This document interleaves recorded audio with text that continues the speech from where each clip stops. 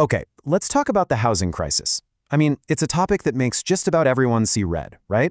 And for good reason. But when we start looking for a villain, for who to blame, it almost always lands on one group: property developers. You've heard it a million times, I'm sure. They're just greedy. The whole story we tell ourselves is that they're just chasing profits, and they don't really care about the consequences for the rest of us. And then there's this one. They're hoarding land.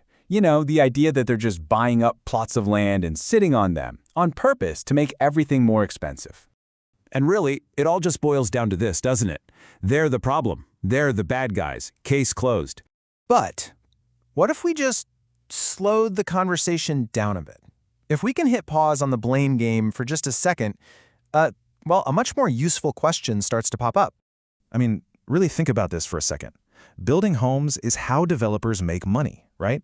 They don't get a paycheck until a house is actually built and sold. An empty, half-finished site isn't making them a dime. So why wouldn't they be building? Well, it turns out there are some pretty logical reasons why a developer might hit the pause button. You know, what if prices start to look wobbly? Or what if it gets a lot harder to get a loan from the bank?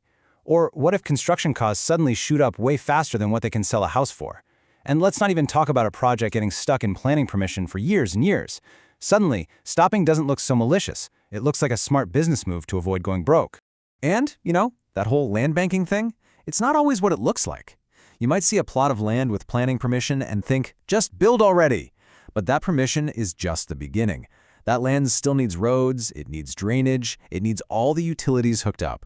Getting all of that organized, dealing with different companies, different agencies, can literally take years.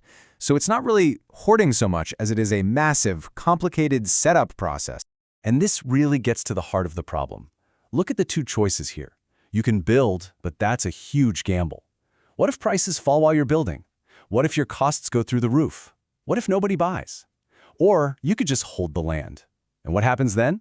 Well, land values usually go up. The fact that land is scarce helps you out, and best of all, there's almost no penalty for just waiting. Which one sounds like the safer bet to you?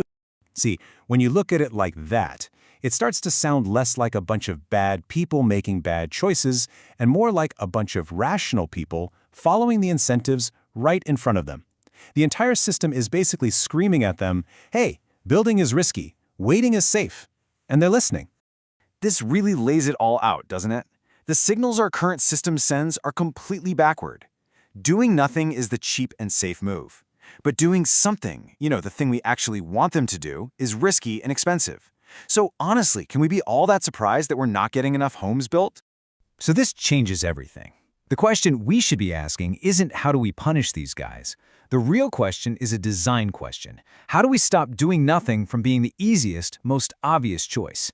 How do we flip the script so that building becomes the smart move? And here's the kicker. The solution probably isn't some big, dramatic crackdown. The characteristics of a real solution are actually kind of, well, boring. It has to be gradual, so the whole market doesn't freak out. It has to be predictable, so everyone knows the rules and can plan ahead. And yep, it has to be boring. No big surprises, no sudden changes, just a slow, steady, predictable shift in the right direction. So what this really means is that maybe all the outrage isn't the most productive next step.